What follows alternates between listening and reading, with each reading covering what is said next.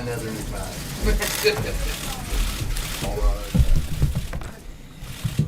Good afternoon. Just before I came up, I wanted to let you know that we're monitoring the severe weather that's going through Louisiana at this time. The president's aware of the situation and is going to be reaching out to local and state officials throughout the day.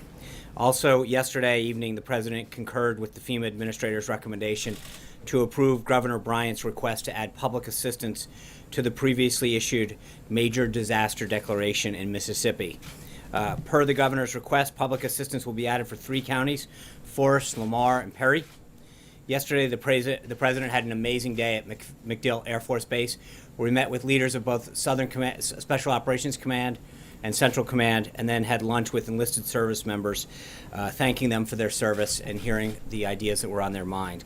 The president announced his intent to make historic financial investment in the armed forces of the United States, showing the entire world that America has the back of all those who stand in defense of freedom. As he has said many times before, the armed forces are at the very center of our fight against radical Islamic terrorism, and we must protect those who protect us. The president kicked off today with a listening session of county sheriffs from around the country. The president welcomed leaders from the National Sheriff's Association to the White House and pledged to work closely with all members of law enforcement to keep the American people safe. He assured the sheriffs that the Trump administration will make every effort to stop drugs and crime from flowing into the country, put an end to the opioid epidemic, secure the borders, to keep terrorists out, and strengthen the bonds between state, local, and federal law enforcement agencies. The sheriff thanks the president for what they described as his, quote, unprecedented level of support for law enforcement and offered their full backing of his border security and immigration policies. They expressed how encouraged they've been by the pro-law enforcement atmosphere that has swept the country in the wake of the president's victory.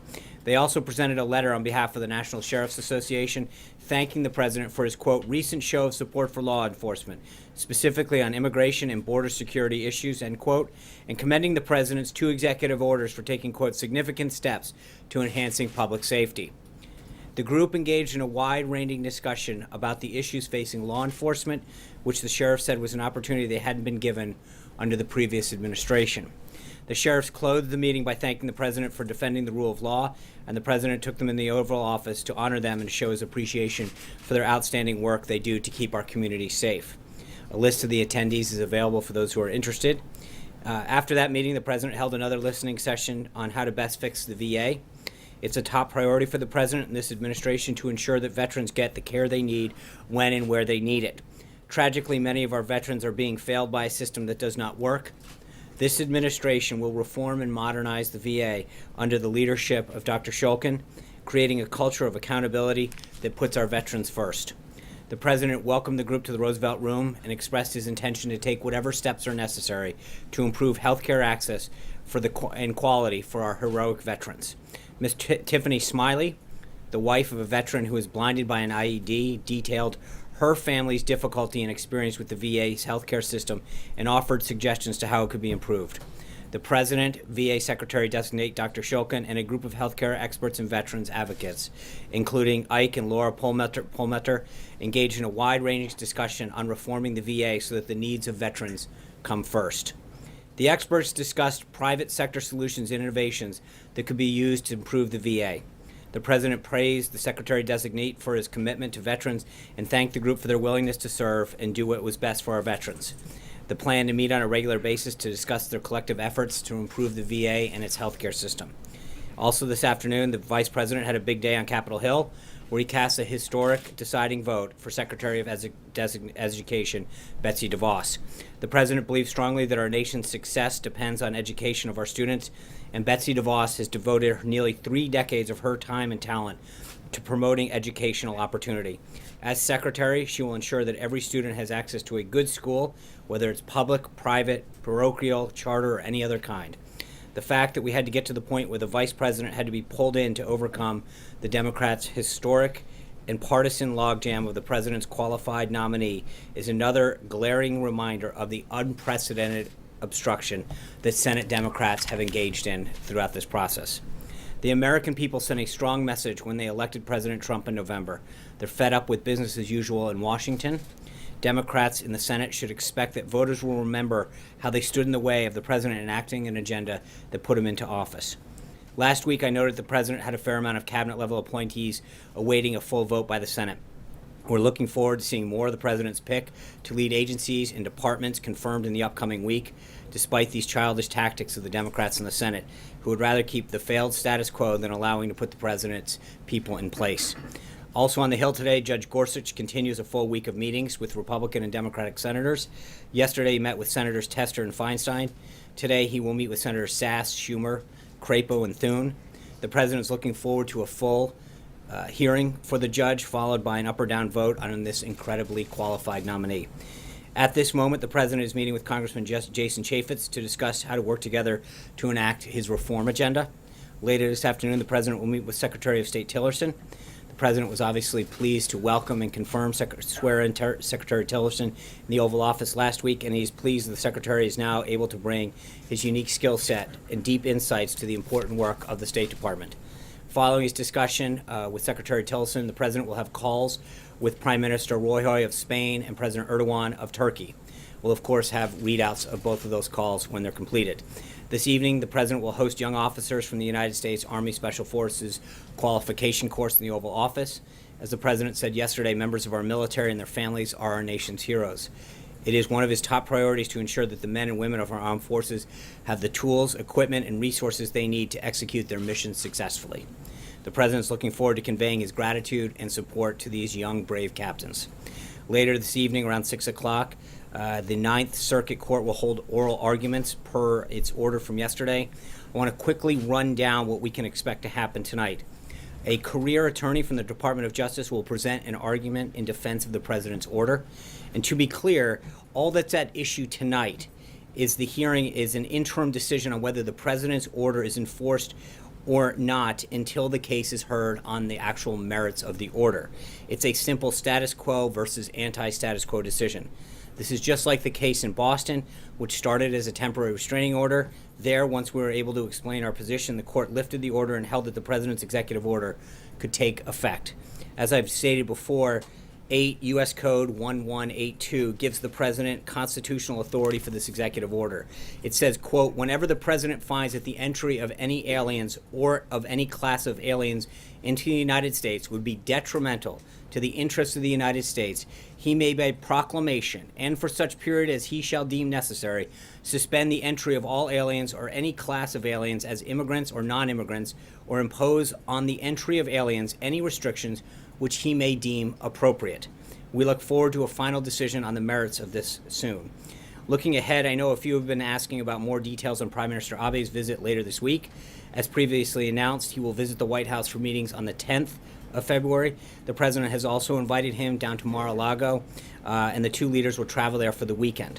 This is a testament to the importance the United States places on the bilateral relationship and the strength of our alliance and the deep economic ties between the United States and Japan.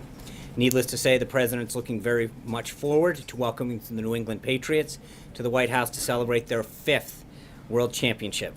It was obviously a spectacular game. Lastly, we have our eyes on Kabul today following the tragic suicide bombing that killed at least 19 Afghan civilians and wounded 14. Just this morning, General Flynn spoke with the Afghan National Security Advisor to reaffirm our continued support for Afghanistan and for our strategic partnership. We condemn this cowardly attack in the strongest possible terms, and we commend the Afghan security forces for their rapid response. We also reaffirm our support to the Afghan government as they work to defend their people and against enemies of peace. And with that, I'll take your questions. David Jackson.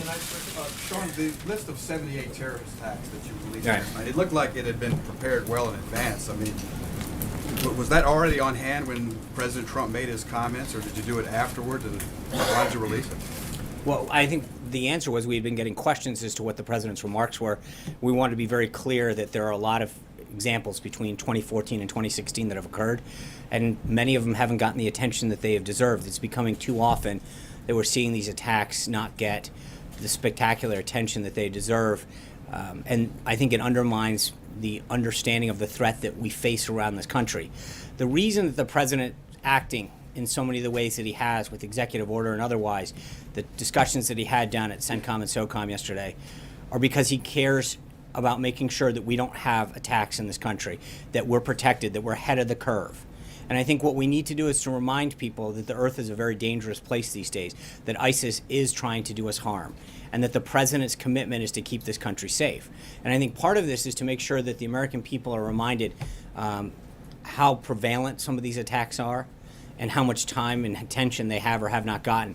But more importantly, to make sure that they understand the unwavering commitment that the president has and the actions they will take to keep the country safe. Did the list put together after his comments? Yes. After his comments? Yeah. Trey. Thanks, Sean. On the call with Turkish President Erdogan later today, does President Trump intend to discuss plans for Syrian safe zones, and does the president expect Turkey to help create those zones? I think we'll have a readout for you on that. I don't want to get ahead of the two leaders' calls. Alexis, Real Clear Politics. Sean, I have two questions for Yep. you. You were mentioning that voters are going to remember how senators voted on the president's cabinet nominees. Two Republicans voted against Betsy DeVos, Senators Collins and Murkowski. Did the president reach out to either of them, and will he not forget what Republicans did in that particular nominee situation? I think that, look, the president's been very clear. It's not Republicans that have stood in the way of this nomination of all of these qualified individuals. It's been Democrats that have stalled over and over again, not attending hearings, trying to use every delay tactic possible. It's those people that have a problem, and I think that's the message that the party has missed. On the Democratic side, and I don't think that, wouldn't paint that with a broad brush, because I think it's Senate Democrats, frankly, that haven't gotten the message. Reached out to them. Our team has been in contact with the entire Senate team to make sure that they understand and that they've had visits as requested. But we have been in constant contact with the Senate, the members of the Senate, their staffs. Our legislative affairs team has had an extremely robust schedule of meetings with their teams to make these nominees available to them. But I think the broader issue, again, and with all due respect, I think it's interesting that we're focusing on the votes of two Republicans when you look at the spectrum of antics that have gone on in the Democrats. I mean, the tactics that they have done over and over and over again to delay, not show up to hearings, do filibuster to the extent that they can, run the clock out. It's not Republicans that have a problem here, Alexis. It's the Democrats that continue to do this. The question has to do with the president's remarks about the Affordable Care Act in his interview on Sunday. Because he indicated in his response in that interview that he thought that the repeal and replace was going to take longer, perhaps into 2018. Can you clarify whether he is frustrated about this, what he is doing about the timing? Because, of course, voters who sent him here were anticipating that this might move faster than he was conveying in the interview. Well, I think luckily, and you saw Speaker Ryan's comments earlier today, I think we can have this done legislatively sooner rather than later, but I think the implementation of a lot of the pieces may take a little bit longer.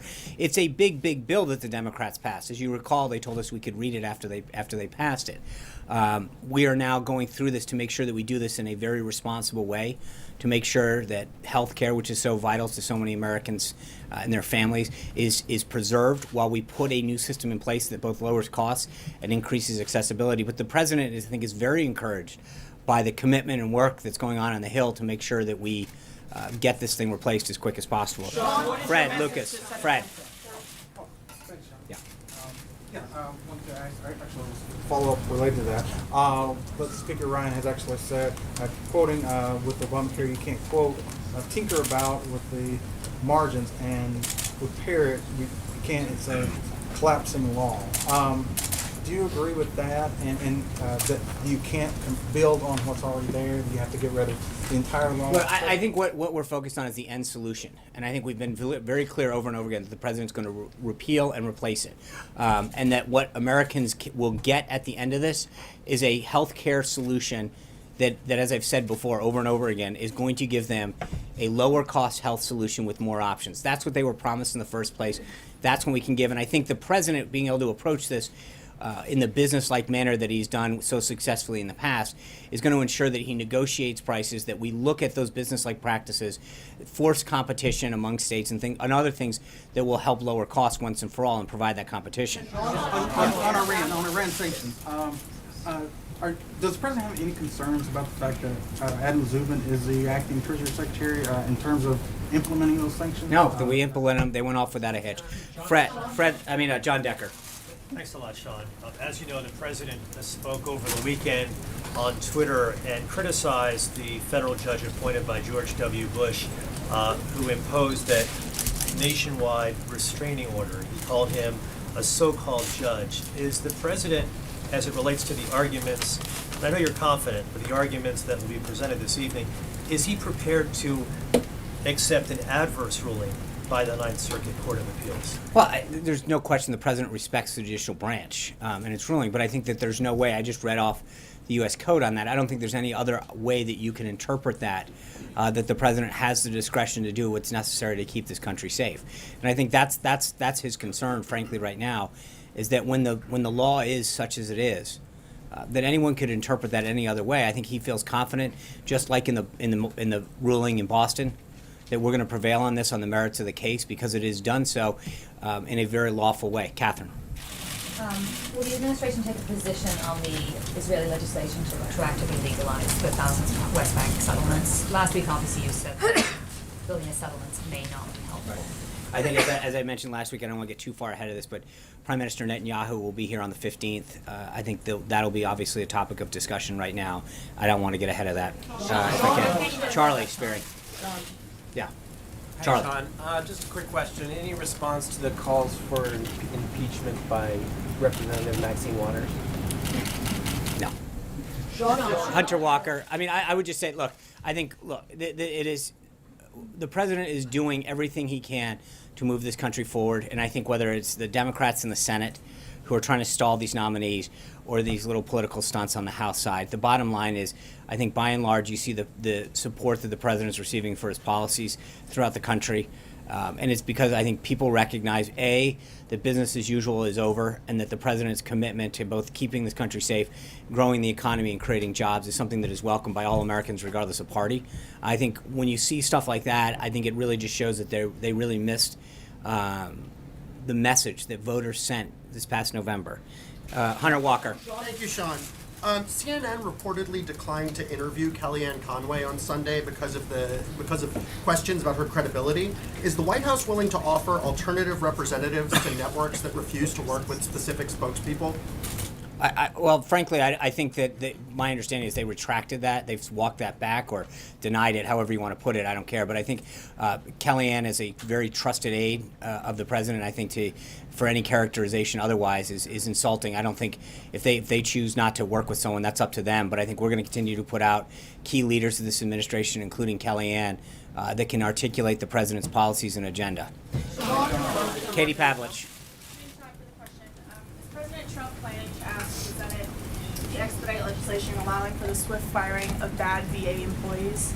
I think the president's commitment, as you heard both during the campaign and as he's talked to Dr. Shulkin, is to make sure that we're providing the best care.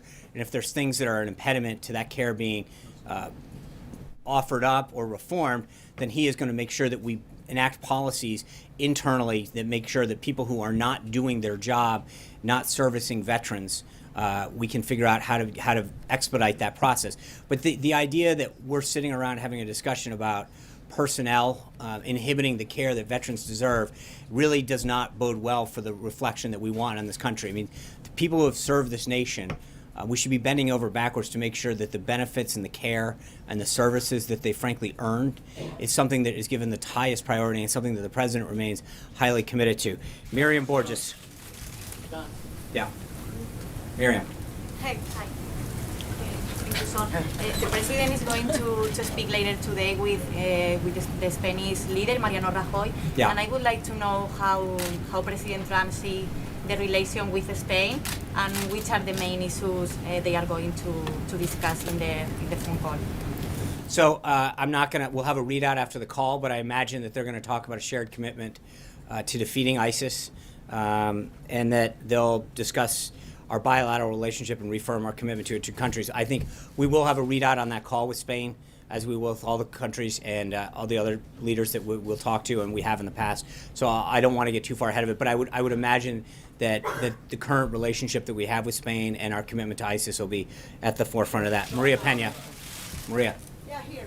Sorry. Thank you. It's kind of loud in here. So it's a two-part question. One, can you confirm whether or not the White House has accepted the credentials of the new Mexican ambassador, Jerónimo Gutierrez? And also, Representative Mike Rogers, I believe, this morning said that he plans to introduce a bill to impose a 2% tax on all remittances that Mexicans send to their country to pay for the wall. Would the president rally behind that bill? So first, I would have to get back to you on the ambassador's credentials. I don't know. We can check with the Department of State and figure that out. I don't know that right off the top of my head, and I'm not going to comment. We don't put out statements of administration policy until the bill has gone through the process. Hallie. Two questions for you. One, following up on healthcare. The president, as you know, campaigned for 18 months on replacing the Affordable Care Act. Where is his plan? He's working with Congress. I think I just answered that question, but he's working with Speaker Ryan Leach. I mean, you're acting like. Specifics of it, though. Does he owe the American people something now? And I think he's been very clear that he owes the American people a result that's going to lower costs and provide more access. That's what he continues to work with Speaker Ryan on. I think the Speaker was very clear on it, that they're having meetings both legislatively and at the principal level to make sure that this gets done. And I think, as you heard Speaker Ryan, we continue to be optimistic about getting this thing completed by this year. It's a mammoth bill, what they passed, and did it, and I think we've got to make sure that we do this right. We don't want to end up with the same result that Democrats did. They rushed it through. No one was able to read the bill, and premiums have skyrocketed, access and options have gone down. We need to make sure that we don't do this in a way that's going to end up with the same result. John Roberts. Question for you, Sean, though, on Yemen. Yeah. I did say two. Yes. One of the world's most wanted terrorists is now taunting President Trump, calling him a fool after that raid. Right.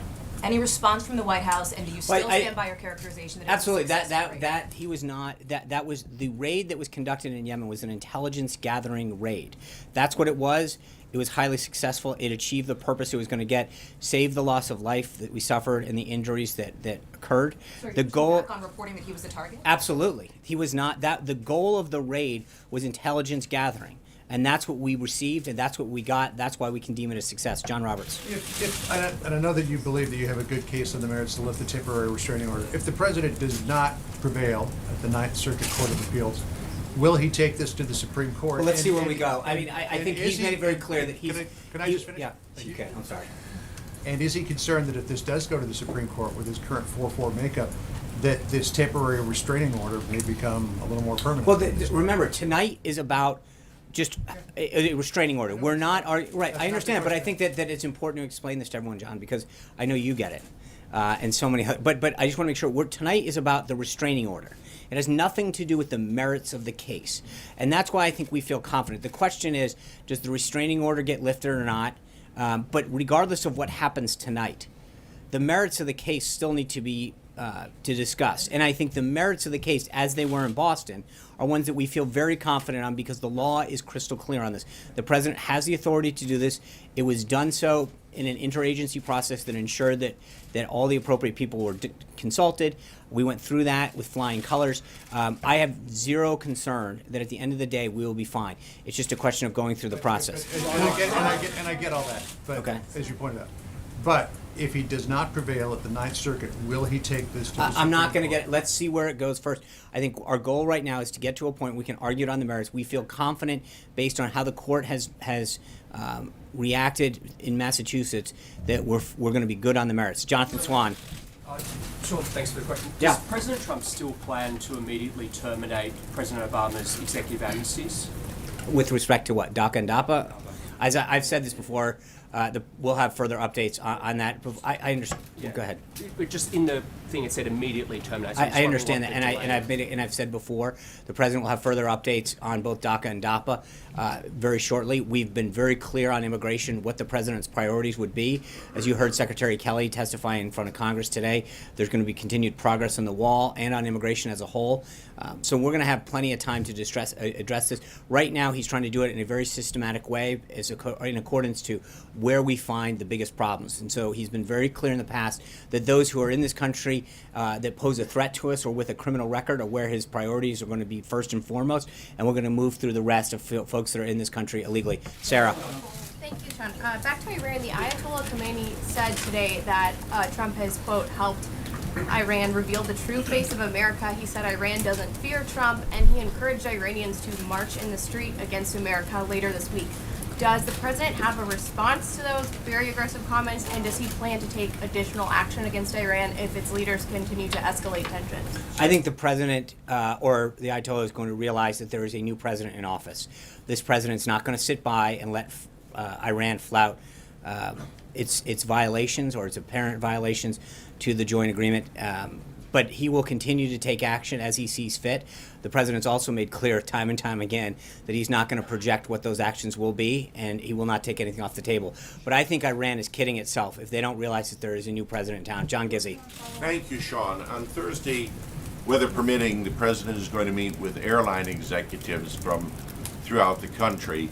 2 complaints from airline executives as well as the Pilots Association have been, one, that Norwegian Airlines got a special advantage, a foreign carrier permit from the Obama administration, and also that the airlines of the Emirates, the Arab Emirates, are state subsidized, and both cases are violations of the Blue Skies Act between the U.S. and the EU.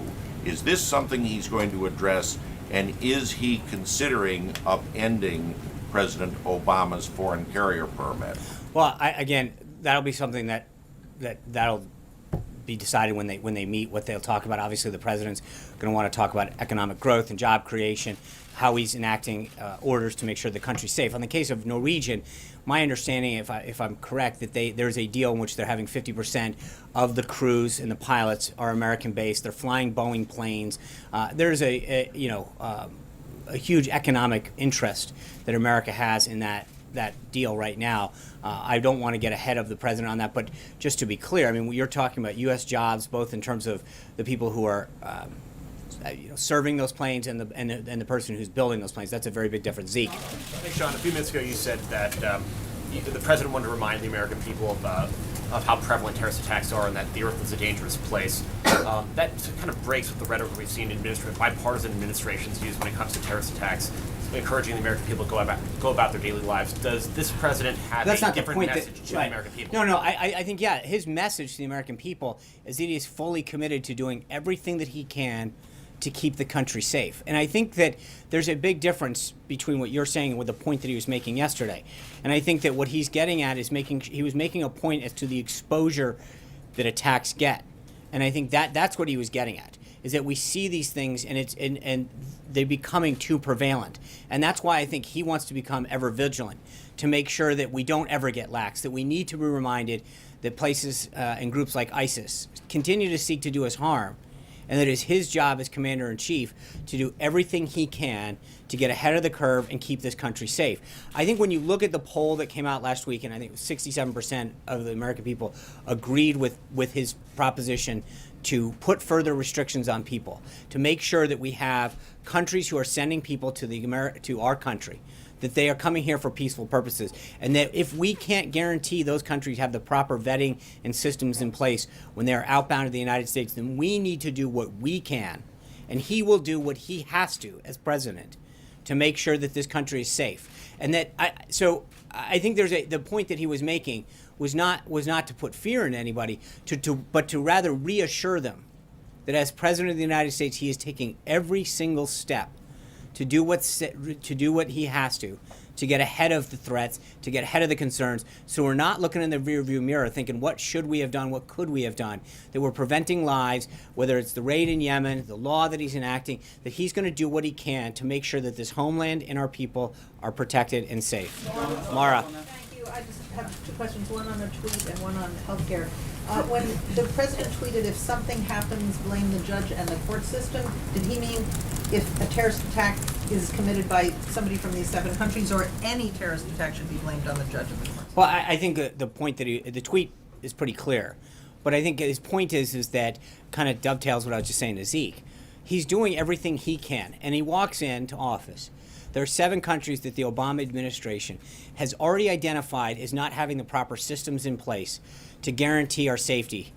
And I think his immediate reaction is to do what he has to do to make sure that we're not looking back and saying, you know what we should have done? We should have made sure that we had stricter vetting in place for those 7 countries. So he took immediate and decisive action to make sure that this country and our people were protected. That's what he's talking about, is making sure that we don't have a regret that a month from now, 2 months from now, or a year from now, we hadn't done something to protect people. And so he acted as quick and decisively as possible to make sure that we put the systems in place to protect our people. And that, I don't think there's any other way to read that. Yeah, Len. Question on healthcare. Can I just get my second question? Of course. You just said he'll negotiate prices, and that's something he he ran on negotiating prices for Medicare drug prices. And I just want you to clarify where he is on that, because when he met with Big Pharma the other day, before the meeting, he said, we have no choice, we have to get prices down. After the meeting, he said he would oppose anything that makes it harder for these companies to bring their drugs to market, including price fixing by Medicare. So is he for Medicare negotiating drug prices or not? He's for it, yes. He wants to make sure, absolutely. Okay. The president's clear. I mean, when you look at the cost of, not just drug costs, the U.S. government has not done, I mean, you look at what, frankly, the easier way to look at this is what other countries have done, negotiating costs to keep those down. As drug prices continue to escalate, that drives up healthcare costs for every American, but particularly there's a huge burden on America's seniors, who are so much more reliant on drug prices. And I think, and in many cases, you have people living on a fixed income, and healthcare costs, rising healthcare costs, and prescription drugs continue to be a burden on their ability to live out their lives in a much more enjoyable manner. And so his commitment is to make sure that he does what he can, and I think rather successfully uses his skills as a businessman to drive him down. Margaret. John, can you clarify 2 things? One, Sure. Secretary Kelly, when he was on the Hill today, said that the administration right now is not looking at adding other countries to this temporary travel ban list. Is the White House still giving itself room to add some countries to that list? Well, I think what his point was is that right now he's not doing it. You have to look at his testimony in context. I think he went through the fact that we're still in this review process, that he is committed to making sure that we look at all other countries. But as of this moment, that there's no immediate desire to add to that. But he is looking at all of the other countries, the procedures that we have with them, the systems we have in place to check them. And so nothing is final until the end of the review period. Yeah. But I had a second question. I'm sorry. So you said still leaving room to do that. Something that the president continues to say as a phrase, and I'm hoping you can define it for us, is that this is about testing who truly loves America and making sure that those enter the country are those who truly love America. How do you quantify that? What is the president thinking of? Is that a specific test? What does that mean? No, I mean, look, I think the president's, goal is to make sure that people aren't coming here to do us harm, that they're going through the proper extreme vetting in cases where we don't have the information required to make a good judgment on them based on what their country is willing to provide, that we are taking the proper and necessary steps to protect our people. But he doesn't, if someone's coming here to do us harm or to espouse things that would give us a good indication that they're not coming here for the right reasons, then we need to do everything we can to A, vet them, and B, unless we're 100% certain, keep them out of the country. It's a background check. It's a background check. But again, it's not. I mean, it is, to the extent that we can, it's going to be extreme vetting is what he's talked about. That it's not going to be just letting someone in on a quick check. If there's any cause for concern, he wants to go to every step possible to make sure that people who are entering this country are doing so because they want to come here for the right reasons and for peaceful reasons. Yeah. Thank you, Sean. On Korea, South Korean knows about Trump is a very good friend of theirs. And what will be the most important part of his policy toward South Korea? What, please? What was most important part of Trump's policy toward South Korea? Most important part of the policy. Thank you. He had a conversation the other day, and we look forward to filling that conversation. I think obviously the threat of North Korea is the most prominent issue that faces South Korea in our alliance right now. He wants to reassure the South Korean government, the Blue House, that we are going to do what we can to make sure that we stand with South Korea and that we prevent any further hostile actions from North Korea. So I think that the safety of our country, of South Korea, of the region, are going to be clearly the greatest focus of this. Yeah. Question. John Christopher, Talk Media News. When the president submits his budget, is he committed to pushing Congress to approve sufficient funding for all American students to have either an outstanding public school education or the public funding for them to reach an outstanding private school education? Look, I think the president's talked extensively about education during the primary. That it's whether it's an associate's degree, a bachelor's degree, PhD, or vo-technical education, that we've got to give students these days the options they need for the workforce. That a vo-tech education in some cases is what's in the interest of students in terms of their success and giving them the skills to work on cars or become a computer engineer or whatever. But as we head into as we look towards the future, we've got to make sure that we're preparing our students to have the skill set that they need. And it's also the retraining aspect of that, that as people get older and certain industries start to turn the corner because of technology, that we're allowing people the opportunity for retraining to give them the skill set that they need to re-enter the workforce and continue to be productive. So I think, as you will see, look, we literally will swear in the Secretary of Education hopefully later this evening, which we will let you all know, probably around the 5 or 6 o'clock hour. But that will be something that he's going to continue to have a conversation with Secretary DeVos about, something that she's made clear. And it's unfortunate that we haven't been able to have this conversation sooner because it was held up for so long. But I think that's something that Secretary DeVos will be speaking a lot about the education funding and skill set and opportunities that we give not just our children, but people older in life who are looking to get back into the workforce through another avenue. How about the K through 12? How about the youngsters? Right. I think we'll have plenty of time to discuss the president's budget as we get closer, as he sort of develops that. Today, we're excited that Secretary DeVos will get sworn in and we can begin to formulate that. Thanks a lot, guys. Have a great one. Take care. Did you get a chance to watch the Saturday Night Live? What? Kevin James would be better.